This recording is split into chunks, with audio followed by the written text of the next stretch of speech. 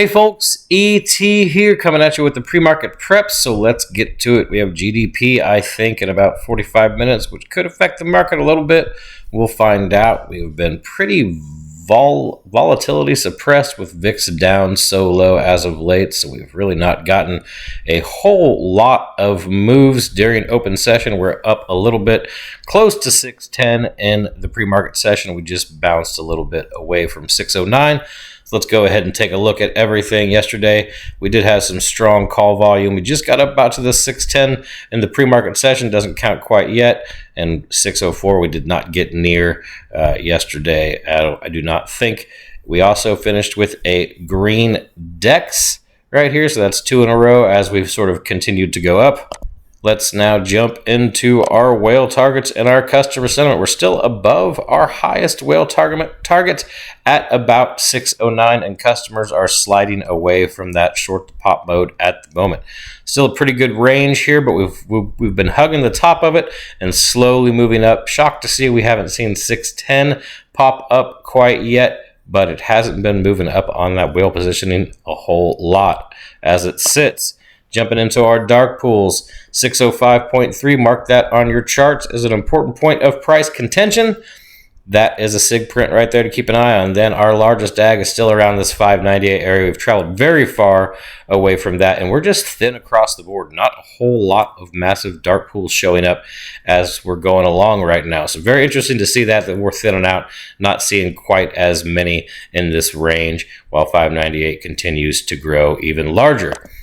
Jumping into our gamma, well, let's zoom in just a little bit so we can all get a nice picture. 609 is where we're sitting right now in the pre-market session. On the ag, it says we break 609.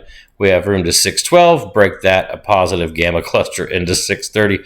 Go ahead and put an X on that for now, and we'll focus on this 609 to 612 and this 609 to 598 range with a little stop at 601. That's what the ag says. Biggest pull is still down here at 605, so not too far from it, about $4. Let's see if we can take a look at our Monday, or sorry, not our Monday, our today's data, and see if it shows us anything too much different. So nothing really too much different. Shows 605 is the biggest pull, so that's still the case for the most part. 604, I think, was on the ag. We could drift all the way up here into 615. If we hold 604 on dips, there's a very thin range right here, and we could just kind of drift up if we have positive flow and convergence. Yesterday, I want to point that out, we did not have convergence for a good portion of the day, or it was very thin. Generally, when we have heavy call buying and we're moving up a bunch with it, we have these big bars that are consistently this size for the entire day for that upwards trend. Most of this call flow was NVIDIA.